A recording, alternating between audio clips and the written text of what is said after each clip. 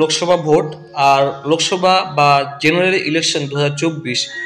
General election মানে হচ্ছে যে লোকসভা ভোট, এবং লোকসভা ভোট মানে হচ্ছে প্রধানমন্ত্রী গঠন, এমপি সিলেকশন।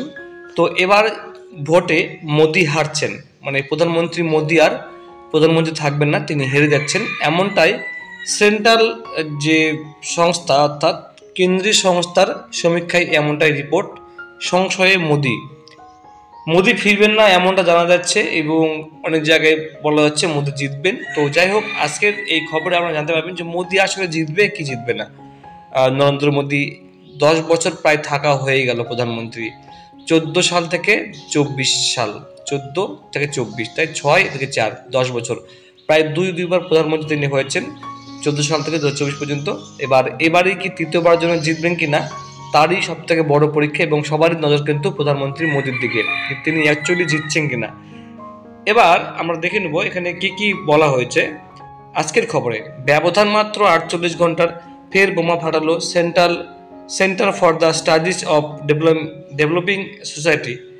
মূল্যবৃদ্ধি, বেকারত্ব নিয়ে দেশবাসীর মনোভাব তুলে ধরে আগের রিপোর্টে মোদী সরকারের কপালে ভাঁজ চওড়া করেছিল কেন্দ্রীয় সরকারের অর্থ সহায়তার চলা,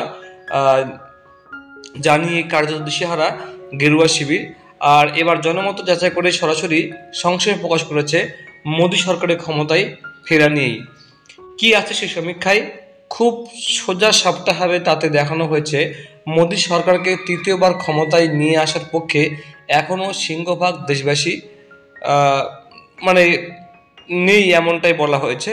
44% মানুষ জানিয়েছে মোদি ফিরবেন, আর 39% নেতিবাচক মনোভাব প্রকাশ করেছেন, মানে প্রায় 50-50 ধরে নিন আপনারা এখানে ব্যাপারটা বুঝতে গেলে। মানে 44% মানুষ বলেছেন মোদি ফিরবে, এবং 39, মানে এখানে যদি এটা সমীক্ষা তাই হয় তাহলে 1-2-3% কম বেশি এখানে হচ্ছে, সেক্ষেত্রে কিন্তু মোদি হারতেও পারে এই হিসাব মতো যেটা বলা যাচ্ছে। রাজনৈতিক মহলের অভিমত, এই সমীক্ষা রিপোর্টে মূল্যবৃদ্ধি, বেকারত্ব নিয়ে ড্যামেজ কন্ট্রোলের চেষ্টা করা হয়েছে প্রাথমিকভাবে, কিন্তু রিপোর্টের পরিসংখ্যান কাটাছেঁড়া করতে গিয়ে উঠে এসেছে আসল চিত্র। দেখা যাচ্ছে মোদির জনপ্রিয়তায় বিগত 5 বছরের তুলনায় যথেষ্ট ভাটা পড়েছে। কিরকম? 2019 সালে মোদির ফেরায় সায় দিয়েছিল দেশের 47% জনতা। 2024 সালে সে সংখ্যা 40%, অর্থাৎ 3% মানুষের মন উঠে গিয়েছে মোদী সরকারের থেকে। মুদ্রার উল্টো পিঠেও রয়েছে। এবং মোদি কি ফিরবেন? 2019 সালে সেই সমীক্ষায় নেতিবাচক উত্তর দিয়েছিলেন 14%, এবার সে সংখ্যা বৃদ্ধি পেয়েছে 5%, অর্থাৎ দেশের 39% মানুষ মনে করছেন এবার আর মোদি ফিরবেন না। মানে আগের থেকে 5% মানুষ এটা বেশি মনে করছেন যে মোদি কিন্তু আর ফিরছেন না। আর এই দুই পরিসংখ্যানে লুকিয়ে রয়েছে আরও একটি সূক্ষ্ম তথ্য, যা রীতিমতো উদ্বেগজনক পদ্ম পার্টির কাছে।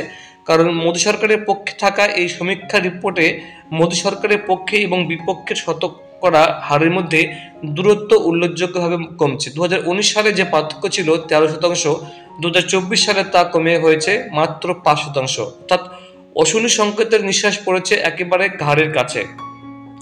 উদ্বেগের শেষ এখানেই নয়, কারণ ভোটারদের একাংশের মুখে কুলুপ কেটেছেন সমীক্ষায়। 17% উত্তরদাতা বলেছেন তারা এই নিয়ে কোনো মতামত দেবেন না, অর্থাৎ নো কমেন্টস। ভোট সমীক্ষার পরিভাষায় এদের বলা হয় সাইলেন্ট ভোটার, অর্থাৎ ফেন্স সিটার। কার্যত তাদের ভোটেই জয় পরাজয়ের নির্ণায়ক হয়ে যায় অনেকটা, যা বিজেপির জন্য যথেষ্ট চিন্তার। নরেন্দ্র মোদী, অমিত শাহ জুটি এবং বিজেপি ভোট প্রচারে বারংবার বলেছেন ভোট প্রাপ্তিতে এবার তারা 50% পেরিয়ে যাবে, কিন্তু সেটা যে সম্ভব হচ্ছে না তার পূর্বাভাস মিলেছে একের পর এক জনসমত সমীক্ষায়। আর দ্বিতীয় উদ্বেগ হলো ওই 5%-এর মত পার্থক্য যদি সামান্য এদিক ওদিক হয়ে যায় তাহলে আসন প্রাপ্তির ক্ষেত্রে বড়সড় ফারাক হয়ে যায়। এখন মানে তখন আপ কি বা 400 পার দূরের প্রশ্ন উঠবে গরিষ্ঠতা নিয়েই।